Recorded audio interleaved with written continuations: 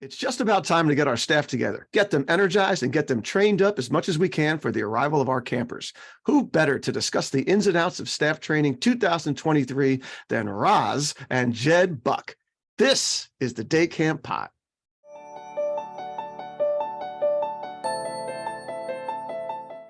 Welcome back to the Day Camp Podcast. I'm Andy Pritikin, Director of Liberty Lake in the Philly suburbs of New Jersey. I'm Sam Thompson from Crystal Lake Park District, Crystal Lake, Illinois. And back with us once again, the harbingers of the pandemic of 2020.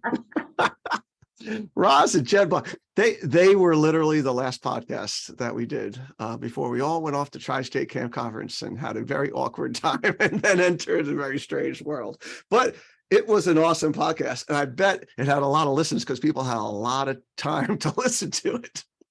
Or people were a little busy dealing with something else and nobody listened to it. They needed a distraction, Jed. They needed a distraction. But we're back in very different times now, very different times. Yeah. And you guys are booming. You're all over the country. This was the longest it took me to book a guest on a podcast, because of their booked up schedule, but also because they got a grandbaby, right? So congratulations on that. Thank you. But yeah, I mean, I don't think I've ever seen a transition from being camp operators to being camp trainers as successful as this. Like, you guys are just doing a great job. And I just hear amazing things from everybody. Yeah. I know for the Park District crew, you guys were a lifesaver because park districts are always looking for information that we're not getting, and you guys were perfect. So yeah, I told we're very fortunate, and we did do a lot with the park districts in going into that summer of 2020 because they were essential and they were providing childcare for essential workers. So they were operating in a lot of cities, a lot of states, and we spent a lot of time online with them. It was really wonderful. Yeah, it's awesome. I had lunch with Stephen Bernstein this past Wednesday, and he was touting you guys, saying, "I'm bringing him up twice to my camp." All right. God bless you, man. So, well, actually, that's a nice thing. He's doing what a lot of people are doing now, really focusing on getting the leaders trained, the leadership team, focusing on that before even getting to the staff training. Yeah. Well, we've been talking about that on this podcast all season, that a lot of people have emerged into leadership roles over the last few years and haven't really been trained on how to be those middle management leaders. I think it's two different kinds of trainings, and bringing in, people like you guys who have so much to offer to speak to your general population of staff is one thing. And then talking to your middle management about how to manage people is another thing, because, we're talking about school teachers. They know how to manage classrooms.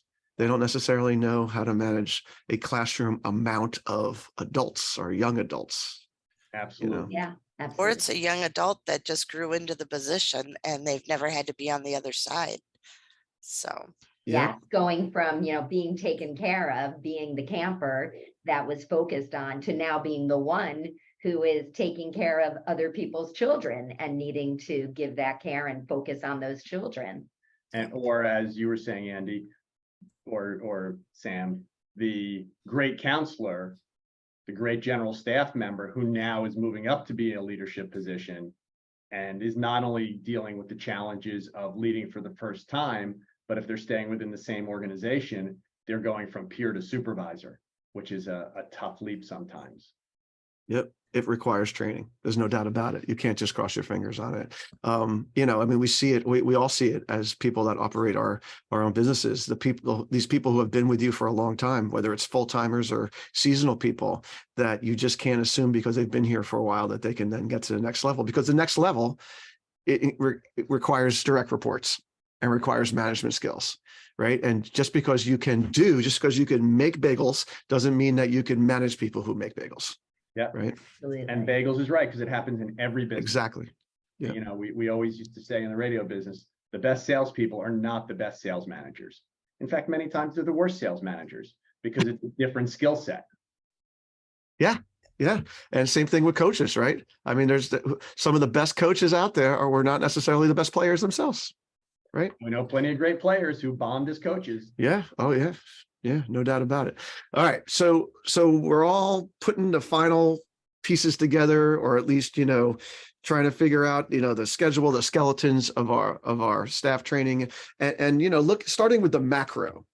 Right. So, we've been along this crazy journey since the pandemic. Right. And, we went from just trying to not make sure nobody gets COVID, to making sure that nobody's having a nervous breakdown, to making sure that everybody feels equity, right, and all that kind of thing. And now here we are in 2023.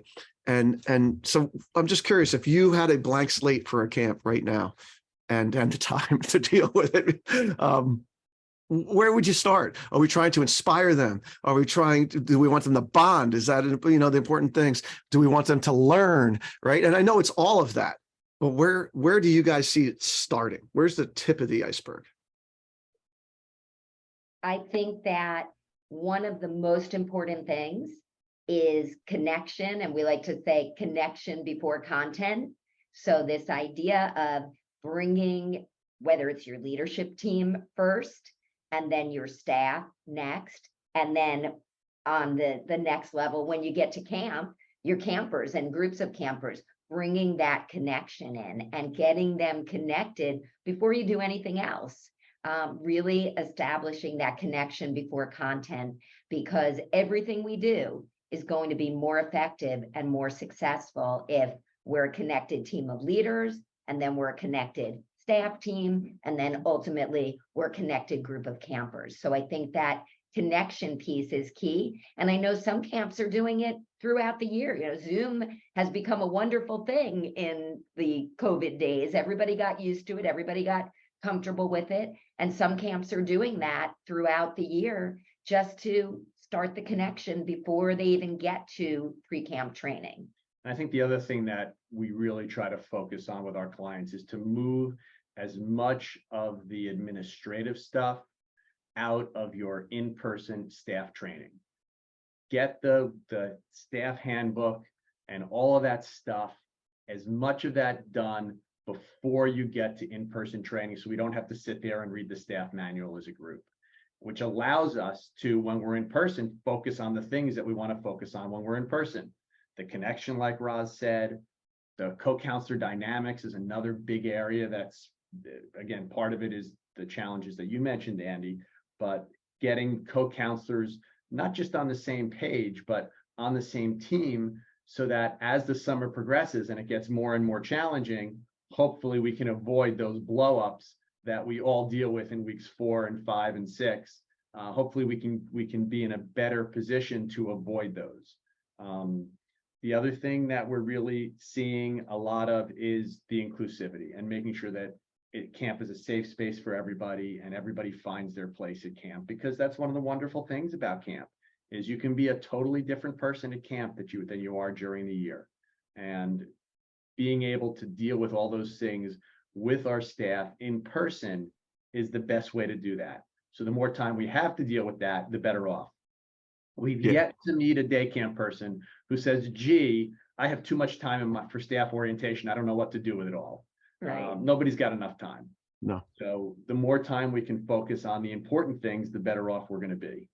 Yeah, you guys have been amazing in how you guys have embraced Zoom, with your trainings and such. And I think that's a very, very important point, that if you can push all of the non-important face-to-face stuff onto online training or Zooms or whatever, then you can really maximize your time together with people. And, my son was on a pod a few pods ago where he said, like, if you start your trainings off by handing out like staff manuals and paperwork and stuff like that, like it's like a suicide pill. Like, why are you doing this? Why are you doing this with young people? Yeah. I did find a good online one that anybody could use. It's through the Department of Children and Family Services in Illinois, but it's called Welcoming All Children. So it's directly about inclusion for the kids. And they could take that at home before they come. It is a little bit longer course, but it really, if you've never dealt with children of non-neurotypical children, it's really good. So. Yeah, I just want to bring up something, follow up on something that Roz was saying and Jed was going on about too, which is, what we're talking about here it's the same thing as counselors being in charge of their kids, right? We have counselors that come to us, in the middle of summer. I don't understand. My kids aren't listening to me, right? And it's because they never did that connection thing. They never made it happen with the group where they forged that relationship that then they can teach the kids to do stuff. Then they can get the kids to listen to them. And we're camp people and we know this, and yet we create these staff orientations where we're just turning on a freaking fire hose and saying, open your mouth, here it comes. Exactly. And we don't do all the other stuff. And my camp was a victim of it last year. We had all the stuff that we were so eager to teach everybody. And then the first day of camp was starting and the middle management people were like, we didn't really get enough time with our staff. Like, we really don't know our staff. And it took a few weeks for us to really get our footing because of our screw up during orientation of not dedicating that warm and fuzzy time, as some people would call it, to it. And then there's also, people who push back about that, who are like, well, I'm an introvert and I hate team building games. And what do you guys say about that kind of stuff? Well, what I would say about that is that camp requires. I would say suck it up. Roz, Oh, yes. I would put it a little differently than Jed, my folks would tell you that camp requires everyone at different points in time to step outside your comfort zone. And you might be an introvert, that's true. And you might not be that people person who gets out there and doing the woo-woo and doing the crazy. But sometimes, for the good of camp, I like to say, we need to step out of our comfort zone and do some of these things that aren't necessarily the most comfortable for us, but that we know are what's going to be best for either our staff, our team, our group of campers, whatever it is. We have counselors who aren't real comfortable doing icebreakers and get to know you games and things like that. But when they understand why it's so important for their campers, that these are life skills that we're teaching campers. We're teaching campers how to make friends. It doesn't just happen, right? Everybody says, oh, kids make friends at camp, right? But it doesn't just happen. It is a life skill. And we as the staff need to teach that life skill, need to give them opportunities to practice getting to know people, asking questions, learning about people. That's how they make new friends. And so during staff training, we need to give experiential moments. And that's why we want to get the stuff like the staff manual and things like that out of staff training. So we can have the moments of, as we like to say, to do is to learn. We can have those moments of doing and learning and creating these teachable moments of how you show campers how to make friends, how you help make that happen, why it's important to be a role model and what it is to be a role model as a staff member. Yeah. Like I mean, it's the perfect environment to model it. Exactly. And I think the other thing is that it needs to be a progression. And while I joke about suck it up, the other thing is, as we always say, you don't start with, hi, I'm Jed, nice to meet you. What's the biggest mistake you've made in your life? You don't start with that.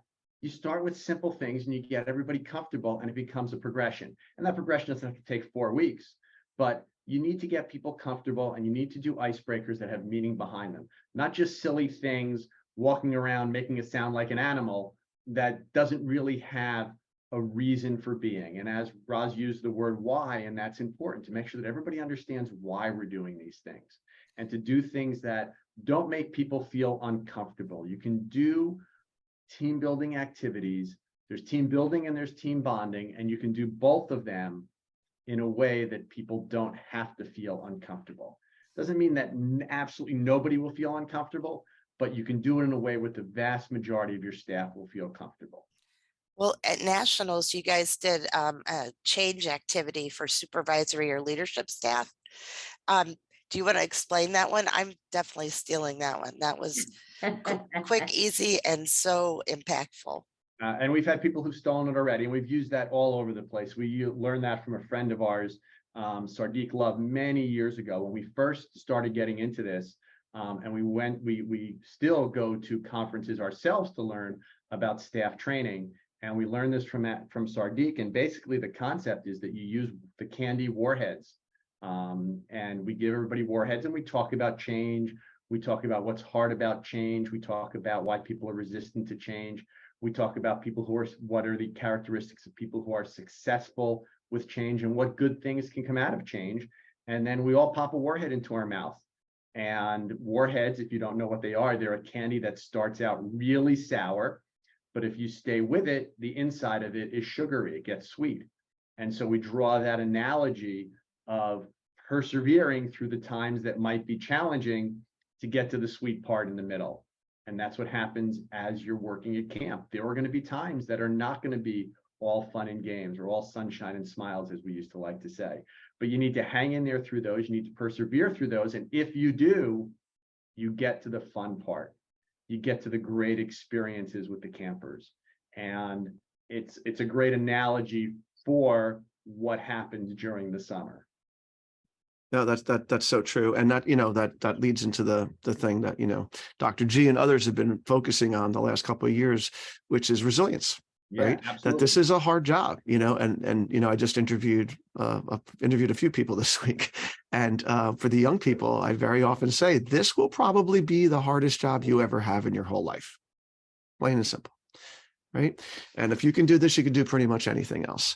And people come to, no matter what you tell them, during the interview and all that kind of stuff, they tend to come to staff orientation and think they're going to be just like outside having a great time, and it becomes a shock if you don't give them a reality check and sort of explain and give them some situations and have the veteran staff sort of key them in on what's about to happen in the changing rooms. Like all the people who think that we play dodgeball all day with the kids, right? And Gaga all day with the kids, right? Yeah. No, that's what my wife thought when I first started working at camp, when she was toiling away in New York City. Yeah. And I think one of the things, as you put it, I think one of the things is you need to create the mindset with them. They need to, during staff training, get the mindset of what it is to be a counselor, what it is to take care of children, what the purpose is of the work we're doing, right? We talk a lot and do completely different trainings about engagement, about staff engagement. And the number one reason people are engaged at work is because they feel that they're making a difference. So we need to make sure during training that our young counselors, experienced counselors, everybody understands the difference that they get to make by working at camp, because that's what helps them to be resilient, to get through these difficult times. My work has a purpose. I'm not a babysitter. That's not what we do when we work at camp. We're here to make a difference, to teach life skills and to make an impact on the lives of these children in the 6, 8, 2, however many weeks we have with them. And we need to create that mindset through our training and through that training experience. Oh, perfect. And put a little bow on that as I move off onto our friends at AM Skyer and plug them. You guys are AM Skyer fans, aren't you? Long Absolutely. time. Right. And neighbors now. Neighbors. Yes. Roz and Jed, neighbors of AM Skyer up there in beautiful Hawley, PA. For over 100 years, guys, right? Talk about it, multi-generational thing. The family business is cranking, and they are different than most insurance companies. There's no doubt about it. We talk a lot about all the differences, but today I just want to mention that, like, on staff, who they have on call. They have people like Roz and Jed that are consultant people that they whip into action, but then they have people like dermatologists and ophthalmologists and they do telemedicine calls now. Like they have dived into the public health arena big time to try to help support their camps with that. They have employment attorneys. They have PR people. It's just, one phone call away and it's all part of your bill, basically, when you have AM Skyer. And it's wonderful because when you're a camp operator in the heat of the moment, you really don't want to be opening up the yellow pages. Young people, that's a book that you used to go to find where. All right. So anyway, so AM Skyer, the leading insurance and strategic partner for many of the finest camps in America. Experience the AM Skyer difference at amskyer.com. Okay. And we're back. So, all right. So we were getting a little philosophical thing. let's get a little nitty gritty now. Okay. So again, here we are coming out of this time that we've been so focused on people's feelings and all this kind of stuff and all, right. And you mentioned, everybody needs to feel included and all that, 100%, right. But now we also need them to be able to have the skills to take care of other people's children, right. And you're getting these raw material people, right, who mean well, accounting majors, right. The star of the high school football team, right? The head cheerleader, like all this stuff, where do we even start? If we're starting, if you were a new camp director and it's like, where's the 101 of how to start on this? Yes, there's purpose and all that. Like there's that grand, philosophy of all that, why we're here and all. But now, like we only have 13 hours with these people. So true. So true. I think that the first thing that's important for everybody to understand is that in the eyes of the campers, they are rock stars, and the campers are watching and listening to them all the time, and they need to lead by example. So I think that that's a real kind of basic number one place to start. Number two is what you talked about earlier, Andy, in terms of the importance of connection. And gee, the kids aren't listening to me. Well, they're not listening to you because you haven't listened to them for the last 3 weeks. And that the very first thing, the number one skill, or the first skill I think that you need as a camp counselor, is the ability to connect with your campers and have them like you. Because if they like you, they will behave better. And if they think that they can push your buttons and that's more fun, then they're going to push your buttons. So you're like a basic skill is ways to connect with your campers. Proactive behavior management. That's what it really is. Exactly. Yeah. And when you talk about liking you, right, the thing that I always put forward to them is the balance between like and respect. Yes. Right. Because for a young person who has never taken care of children before, like could mean I'm going to put you on your shoulders and I'm going to let you drop F-bombs and we're going to have a great time in this group. Right. Yeah. And you're going to love me as you crap all over me. Right. And that's where the role model piece comes in. Right. Too, Oh, right? yes. Like Big part of that. Correct. Understanding, what your role really is and how to balance it. Right. It is definitely a balancing act. And I think part of it too is helping them understand the focus on communication, on how they communicate with children and with each other, quite honestly, as then we'll get into the co-counselor thing as a completely separate topic, but really the importance of communication and being an active listener with your campers, not being distracted. You can't be focusing in on your, Apple Watch and who's sending you a text or you're pulling out a cell phone. There's I'm very, very worried about the Apple Watches this year. No place for any of that at camp. That is a distraction, and people are not good multitaskers. We need to be focused in on one thing. And when we're camp counselors, it's focused in on our campers and what they're doing and the conversations we're having with them. We need to be listening to what they're telling us. We need to understand that they can't always communicate clearly. And we also need to think about how we check in and support our campers and each other as staff members. Really checking in and making sure things are going the way they should be going. As a counselor, understanding an activity might not be going exactly the way it should be. And you don't have to wait until the end of the day to fix it, or tomorrow, or the end of the summer. Fix things immediately, make them work, and our staff needs to get that. And the best way to do it is through activities and helping them understand, oh, look, it's not going well. We can adjust this, we can fix this. You could do that with your campers too. Model for them through activities what they can do throughout the summer to continuously improve the experience. And the kids really love it when you admit you made a mistake, because they make mistakes all the time. And then that makes you more human if you admit it. Absolutely. Yeah. And then I think the other thing is that it's important to involve the returning staff in training as well, because you don't want to do the same thing every year, because then your returning staff who are back because obviously you think they're good, you think some of them are rock stars, you don't want them to be bored, you don't want them to check out, and you want to take advantage of their expertise. So first of all, we like to make sure we change the training every year, so it's not the same thing. But the other thing that we like to do is to involve strong returning staff as an honor to be involved in helping get the new folks up to speed. And role play on difficult situations is one of the great ways to do that, because they're the ones who are on the front lines and they know what's worked today, not 20 years ago when you were a counselor, Andy, but they know what worked last summer.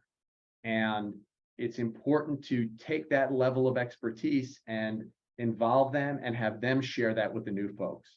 And like I said, role play is a wonderful way to do that. All different kinds of role play, whether it's in the round, whether it's group role play, whether it's one-on-one role play, do it all different ways so that it keeps it interesting and you're finding ways to share that information. One of the biggest sort of Achilles heel that I find with a lot of our staff, especially new staff, is that we tend to hire high achieving people who are not used to failure. They are used to getting straight A's. They're used to going to good colleges, like all that kind of stuff, right? You know, and now all of a sudden they're put into a situation taking care of other people's children, which is super, super challenging to say the least. And first of all, well, I think it's two things. The first thing is they don't want to ask for help because it's a sign of weakness. And the second thing is they may think that this is just what it is, right? Like this may just be what this job is. This job just might really suck and be really hard. And this is what I agreed to. And I'm just going to sort of forge forward until I have a nervous breakdown. So I mean, this is more of a middle management thing where we're like, how do we get our middle management to see this happening? But for the frontline people, it's, you know, I have this wonderful handout from Michael Brandwein, you know, for the last 15 years about help. It's SOS. It's like, you know, stands for something, I'm sure. And it's tremendous. But this is something that I also think is a 101 thing of how do we get our staff to utilize all of these, you know, I mean, we have peer mentors in the division that are experienced staff. We have division leaders, assistant division leaders. I have head counselors. I have social workers. Like I have more support than I could ever have imagined I'd ever have at a camp. And yet I worry that our frontline people don't utilize them. And that's a huge part of training that I still struggle with. So one of the, in general, our training philosophy, and Roz mentioned this a little bit earlier, is to hear is to see is to hear is to forget, to see is to remember, to do is to learn. And so we like to utilize activities that can then be referenced back during the summer in a shorthand kind of fashion. Remember, remember, open your fist or whatever it might be. And one of the activities that we like to do involves them having to solve a problem and giving them lifelines that help them, quote, lifelines that help them solve that problem, and a time limit to solve that problem. And generally speaking, we do it where they have like 5 lifelines. And without a doubt, almost universally, you get to the end of the time frame, and whether they've succeeded or not, they've used very few of those resources. And it's talking about why we don't like to ask for help. And as you said, Andy, it's a conversation with middle management for them to understand why their staff don't like to ask for help. And it's a conversation with the frontline staff that there's nothing wrong with asking for help. We've created this this bravado. It's a stigma kind of thing Right, and to ask for help. It's a stigma to ask for it because we've created this bravado culture where if you ask for help, it's a sign of weakness. And we need to eliminate that from the culture of our camps. And we need to create a culture where it's okay to make mistakes and it's okay to ask for help. And we try to do that through activities so that we can continue to reinforce it by pointing back to that activity during the summer. The other thing kind of along those lines is something else. And that something else is it's coming back to him. Come on, Grandpa, you can do it. Back to it later. I give him a nudge, maybe he'll remember it. I'm glad you're all having fun in my Can you give an example of one of the dilemmas that you give them? One of the situations? So one of the activities that we like to use is called word circle cards, which we got from a fellow named Chris Cavert, who has all kinds of word circle puzzles on his blog. If you just go Google Dr. Chris Cavert, you'll find all kinds of stuff. And basically the idea is that everybody's got an index card, and you need to create a circle where everybody's card attaches to Everybody's the next card person. has a word on it, and all those And they all words attach to the next connect person, either in through some way. a compound word like lineman or bookshelf or things like that. And we give them lifelines. Ask for a combination. Does this combination work? Ask a yes or no question. And the goal is to make it challenging and to put a tight time limit on it. So, you have 25 people, each person's got a card. You need to end up in a circle where every person's card connects to the next person's card, and you've got 5 minutes to do it.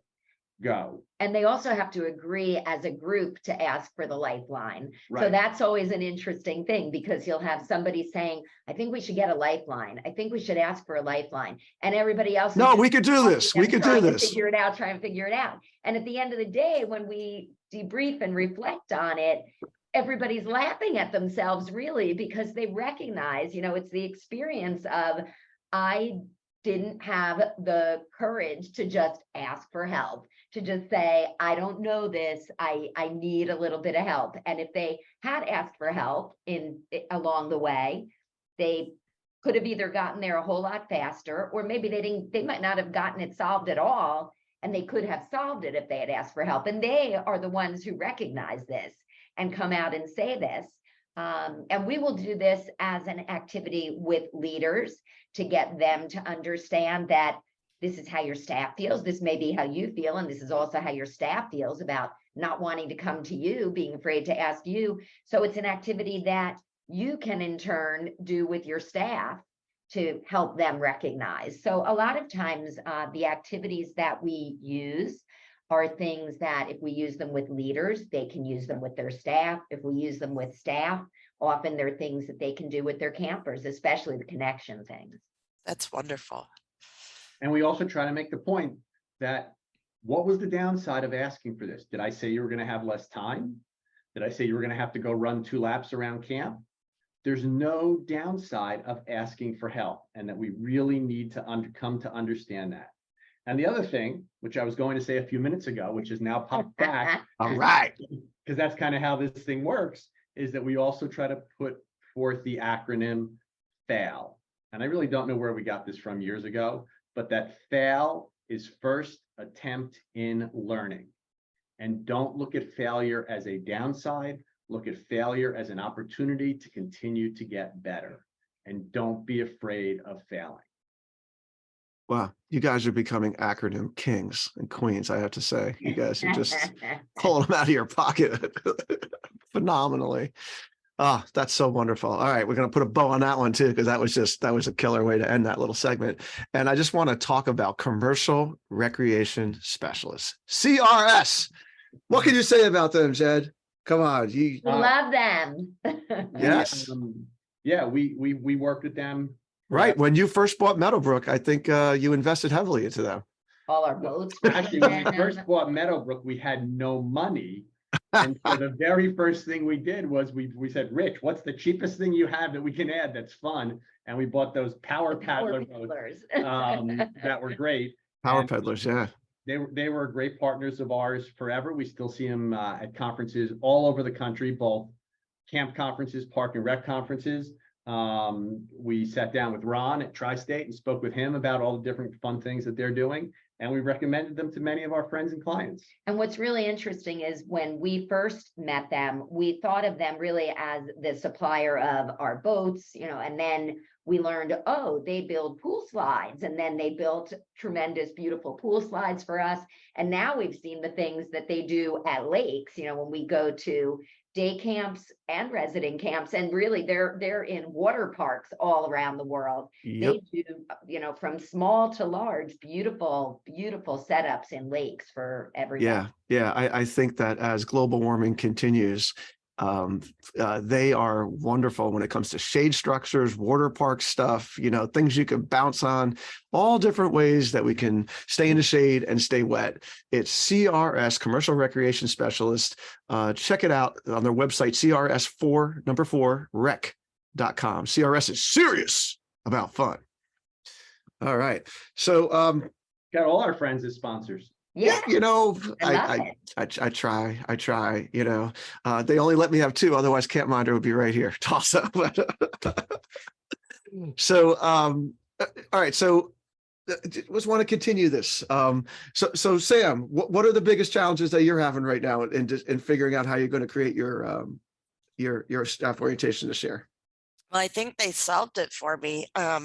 Because of scheduling, my park police chief is doing an active shooter drill a Oh, half an fun. hour into my training. A half So hour that's your a training. bummer. Welcome. Yeah. Welcome. So I have a half hour to make a connection Well, and to or get them you to could work you could together. do the child abuse talk during that half hour if you wanted to. That's another great way to start your staff training. Sam, I'd go heavy on the connection for that first half hour. Absolutely. Right after that, we have missing child where we get in the water and look for the CPR dummy on the bottom of the lake. So Oh, it's going to God be a help fun me. morning. So yeah, I want to make a quick, fun connection, which the one you just said sounds good, but what are some really wow starts to camp training that you've seen or that you have fallen back on yourself that will just grab them first before they get into the scary part? So I actually want to suggest that you have more than a half an hour, because what I really want to talk about first, and then Roz will talk about what happens when it actually starts. By the way, isn't that such a day camp thing, Jed? We have a half hour, right? Oh, That is just like only in day camps do you get that. joke. When we go to resident camps for staff training, well, you know, you need to finish around 12, 12:30. Lunch is around. Then you 2:45. basically have all morning, And we and can move it. If you need a little more time, a little less time, don't worry about If it. they need a break, it's okay. Day camp, okay. You have from 9:38 to 10:17. well, you have So then 22 minutes. Exactly. But the point that I want to make, which is really relevant to day camps, is that if you're training, whatever time it's starting, 9 o'clock, 9:30, 10 o'clock on a Saturday morning, you do not want to start at 10 o'clock if it starts at 10 o'clock. You want to be ready to start at 9:30. So that as soon as the very first person gets there, there is something for them to do, whether it's coloring sheets or whether it's Mad Libs or whether it's Sudoku. You don't want them to get there, be bored, and take out their phone. And then as you start to get critical mass, you want an unofficial start activity. You want something that people are doing as soon as they start to arrive, that gets them engaged, and it gives you additional training time. Because one of the key pieces that it allows you to make, one of the key points it allows you to make, is that you need to make every minute count at camp this summer. You don't want your kids sitting around bored. We didn't let you sit around bored. We had something for you to do as soon as you got here, and you don't want your kids to be sitting around this summer waiting for an activity to start, or if a special event ends early, or if you need to end the soccer game earlier because it's hot and you need to go under a tree and hang out for 5 minutes. Make every minute count, and that's what we just did with you as staff. Additionally, if you show up late or even on time, you've missed something. Because in the words of Andy Pritikin's favorite head coach, to be early is to be on time is to be late, and to be late is to be unemployed. And so you need to be here. If we start at 10, that means you're here at 10 to 10. And we're rewarding you for being here at 10 to 10 because we're doing something, whether it's a no-tell game like Black Magic or Moon and Stars, or Is This a Key, or whether it's the start of the icebreaker that you can join into. For those people who don't provide transportation, like I'm sure you, Sam, where kids are coming through, you have a window where kids are showing up, right? Yep. We don't want them just sitting there as they get there. We want to be doing things as they're arriving. So we want to have activities that you can join into easily as you're arriving at camp. And we want to do the same exact things for our staff. So you have more. The good news is you have more than half an hour because you're going to start before the official start time. And then when it's really time to start, Roz is going to do one of my very, very favorites that everybody has fun with. It's just handshake greetings. And I actually learned this way back when we owned and directed our camp. I learned it from Jim Kane, who, always at every conference does great fun game sessions, learned handshake greetings from Jim. And there are so many handshakes out there. You can change them up and, and revise them. If you go online and look for handshakes, and there's so many different fun ones to do, but we do all these different handshakes, and they do them with a different partner. And each time they're introducing themselves to a partner, somebody they don't know. And then at the end of their handshake, they're looking each other in the eye and saying, I will never forget your face. Now they move on to the next person and the next person. We do 4 different handshakes usually. And at the end, they need to go and do all 4 of those handshakes with their partners in the order we did them in. And then we talk about, what happened here, who laughed? Everybody laughed. And who were we laughing at? We were laughing at ourselves. And it's important to do that. It's important for us to be able to do that, and for our campers to be able to do that. There's so many things everybody takes so seriously, and there's so much stress, whether it's from home, sports, school, friends, social media.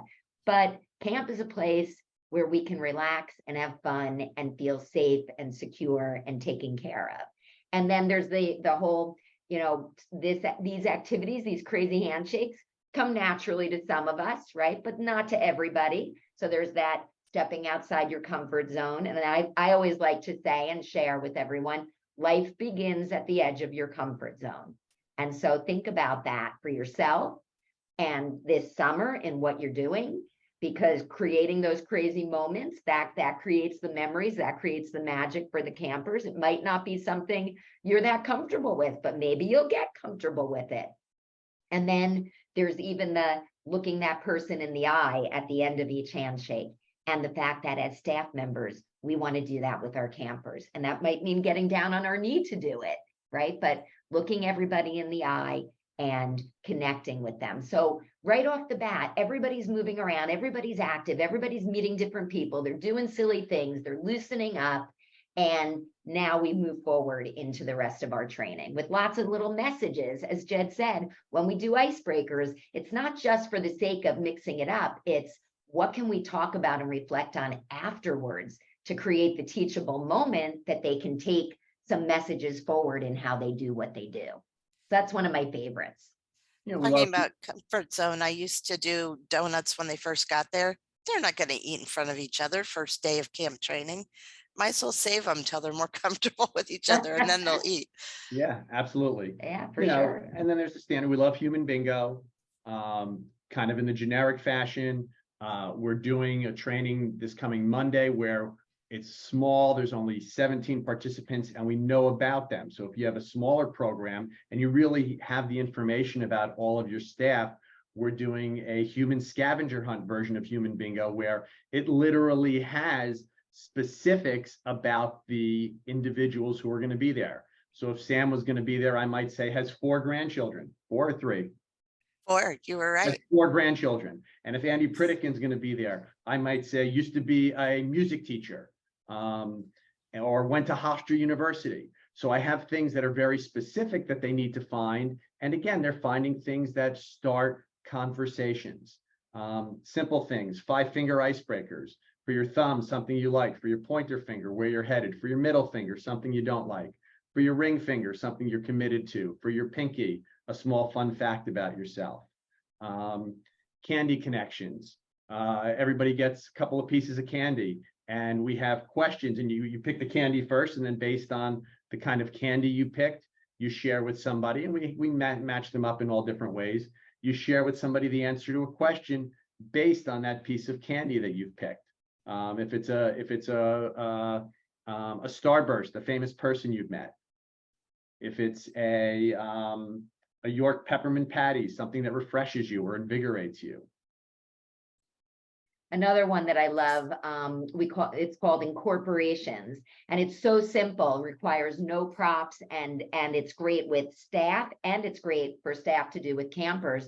You just call out to the group, give a direction of incorporate according to, it could be maybe incorporate according to the month you were born in. And then everybody needs to look for who was born in the same month, and you need to link arms with those people. So by the, after 30 to 60 seconds, all your different birthday months are linked. And then you count to 3 and they jump up and down and shout their answer. incorporate according to your favorite activity at camp. Now you've got people looking for Gaga, and you've got people looking for hockey, and you've got people looking for arts and crafts, and they're all incorporating. And you could do it with any number of different categories, but it gets people connected to people. They have something in common. And when I was a starting camp director and I didn't really know what I was doing with this kind of stuff and it made me nervous, that is such an easy one. And it's just something that gets everybody moving so quickly, and it just gets the blood flowing, right? Because that's the thing. You know what else it's great for too, is that, like, say it's a rainy day all of a sudden and everybody's got to get in from outside, and now you've got kids of many different ages under a pavilion waiting for direction of what happens next. Talk about making every minute count. A counselor can play this game in corporations with any age, any number of kids, and they can do it for a while until they know what happens next. So it's good to give them some sort of back pocket ideas of activities that they know they can pull out easily and use, as you said, Andy, so easy to do for anybody, that incorporations one. Yeah. And you know, when I was doing this 25 years ago, right, I had to be fortunate enough to be in a tri-state session with Jim Kane or Michael Brandwein or something to get it. Now we got the freaking internet, you know, like Jed mentioned that guy before. And by the way, all these shout out people that you've been giving and internet, you know, sites and stuff like that, please, if you could put them into an email that we can get into our show notes, that would be awesome for people, as well as the contact information and stuff for you, and maybe a little Jen Roz kind of training sheet too, that we get people started on you guys.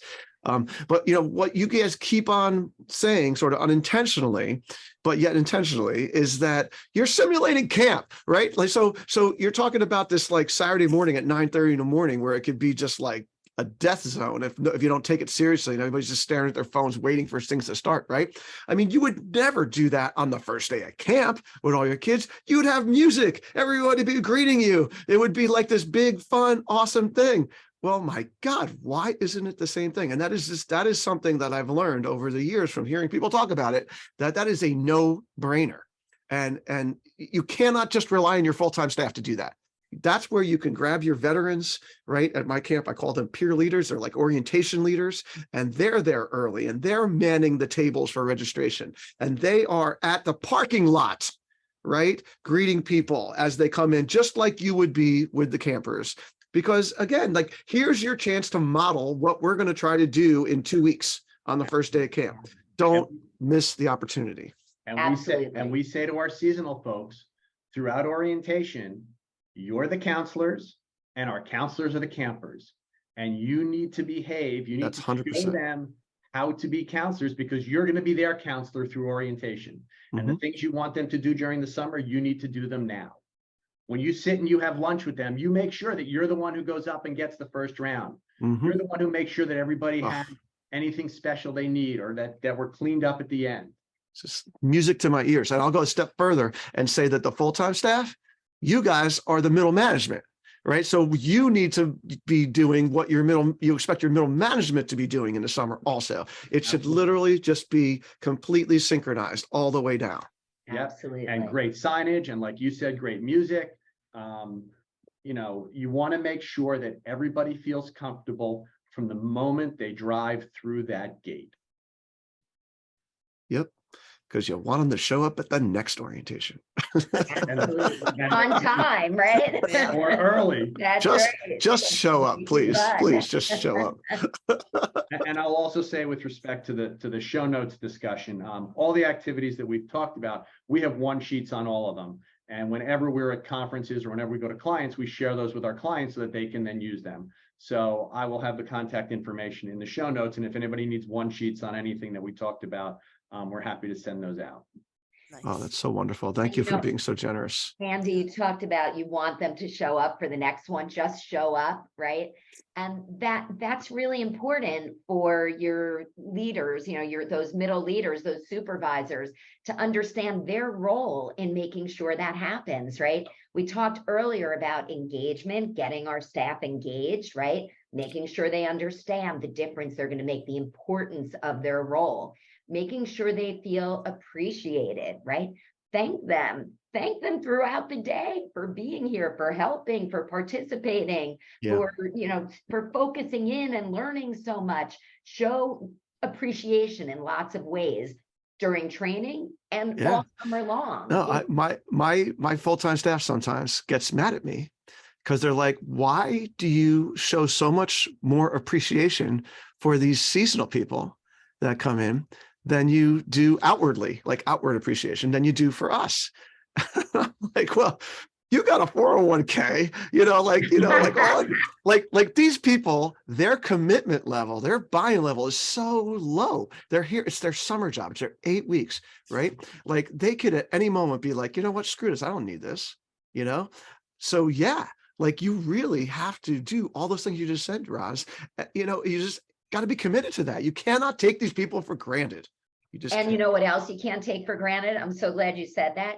You can't take for granted that camp is fun, right? We all know camp is fun. That's why everybody decides to work at camp. It's going to be a fun job, right? But not every minute of camp is fun. There's a lot of stress. There are a lot of intense moments. There are a lot of difficult, challenging moments. It's not all fun. And so as the leaders and those supervisors of different staff that are working throughout the summer, we need to make sure that we bring the fun, even when the intensity happens, even when the difficult moments happen. We need to make sure that we're doing things that keep it fun for our staff, even in the midst of all of that. Even if it means as a leader that we step in and run an activity because it gives them a chance to participate like a camper with their kids instead of having to be the one who runs it. And it creates the fun. So we've got to make sure that, that purpose and difference is there. The appreciation is there. Yeah. The fun is there. It has to correlate. It has to synchronize. You can't say it's going to be so much fun when it's so dry right now and boring. Yeah. Right. It's a disconnect and it's not going to compute. And your frontline staff that's never been there before are going to think you're full of crap. Right. So you got to make your training fun. And the way to do that is activities and interaction and playing as part of staff training. I love it. I always loved it during, an orientation day when I saw a division, with their leader walking down the hill, singing a song or doing a dance or in a circle playing a game because, they were waiting for the next session to start or they finished something early or it was after lunch or whatever. And they were making the downtime fun. They were making every minute count during training, the same way we want the staff to do it with the kids. And, you said it yourself, Andy, it's so true about just making your staff training this moment of what the camp day looks like. Yeah. Well, I am definitely going to be incorporating some Harry Belafonte into my staff training because my man just passed away, Mr. Kumbaya himself. So I'm going to be teaching the youngins about him. There's no doubt about it. All right. Well, I really appreciate your time and how generous you've been in sharing all your thoughts and ideas and your links in the show notes and such. You guys are one of our, in the camp industry, you are one of our prized possessions. And we are so glad to have you guys spreading your sunshine and your knowledge and your wisdom that you learned. You're a great story and keep it going, please. All right. All right. So, anyway, you could go to daycamppodcast.com to find all that stuff out. We want to thank the Go Camp Pro team and AM Skyer and Commercial Recreation Specialists for allowing us to bring this podcast to you. If you like what you hear, you should certainly subscribe. Thanks for listening and making yourself a better Go Camp Pro. We'll be back in a couple weeks. And I think the last pod we're going to do is going to be a tribute to Doug Pierce. And I got Jay Jacobs and another person lined up. And we're going to talk about one of the greatest day camp directors of all time who just recently passed away. So, we'll see you real soon on the Day Camp Podcast. Bye-bye.